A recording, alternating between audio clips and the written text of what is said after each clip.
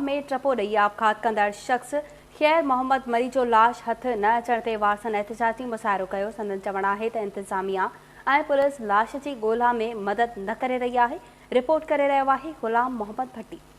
मौजूद आहियूं मनड़ो भरिसां हबेरी मोरी ते जेको मोरो ऐं दौड़ रोड ते जेको आहे पंहिंजो हिते एहतिजाजी मुज़ाहिरो कयो आहे। हाणे अचो त हिते मरी बिरादरी जे माण्हुनि सां ॻाल्हायूं त वधीक हुननि जो छा चवणु आहे। असांजो मामू ख़ैर मोहम्मद मरी जेको ब्रेंच वारे मोरी ते किरी पियो आहे, ब्रेंच में उन जे ॻोल्हा जे लाइ असीं बीठा आहियूं। केरु बि असांजी मदद करण वारो कोन्हे, केरु पुछण वारो कोन्हे। टोबा घुराया वञनि जेके असांजो मदद करे असांजो हमरा ॻोल्हे ॾियनि। ऐं ब्रेंच बि थोरी लथल आहे, जेकॾहिं मथे दर हेठि करे थोरो पाणी हटायो वञे त ॻोल्हण में सहूलत थींदी। ख़ैर मोहम्मद मरी हाजी कांटे मरी जो घोटो सबो निकितो ते वाह में टोबो ॾिनई। न पुलिस आहे असां वटि, न को गवर्नमेंट आहे, न को असांजो मदद आहे। असां ईअं वेठा आहियूं, रोड बंदि कंदासीं, पोइ जीअं असांखे तकलीफ़ थियो असां पंहिंजे सिर ते वसाईंदासीं। न को केरु असांजो धणी आहे, न को साईं आहे, न को ऑफिसर आहे, न को चङो आहे, न को MP आहे, न MNA आहे। छो असां सां नाजाइज़ी कई थी वञे? छो असां को निधण कान आहियूं? जेॾीमहिल वोट वठण जे टाइम सभु असांजा वॾा थी अचनि था, हींअर ई केॾांहुं विया आहिनि वॾा असांजा सभु मरी विया आहिनि छा? केॾांहुं विया आहिनि? छो नथा असांजी मदद कनि? असांजे